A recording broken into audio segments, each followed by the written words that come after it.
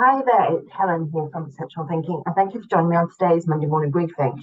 So today is actually a part one of two because I'm going to talk about content. So in this part, I'm going to talk about why you shouldn't necessarily jump onto doing content.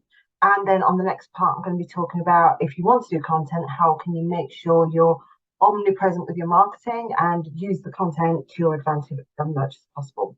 But today, let's talk about should you create content in the first place? Because let's face it, that we've got a lot of pressure on us to create blogs, videos, um, webinars, all sorts of different types of content, social media, etc., etc.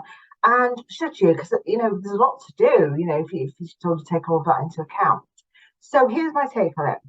Yes, of course, create content. Content is great for showing people what you do and showcasing your work and explaining to people why you're an expert on things. However, it is not that good at getting people to actually commit to a call. So, somebody may see a blog that you wrote and thought, that's brilliant, I love that. You really should contact that company. But because you've got no idea who they are or what they've seen, what they've liked, etc., you can't follow up with that person. So my preferred way of doing content is to leave it until you've got your lead gen sorted. So how I prefer to do lead gen is by reaching out to people and having conversations with them. So I'll often reach out to people on LinkedIn and say, we haven't spoken, it'd be great to have a chat. Let's set up some time to talk. And I have loads and loads of conversations in the diary. Some people obviously go on to buy our services, and some people don't, but that's absolutely fine.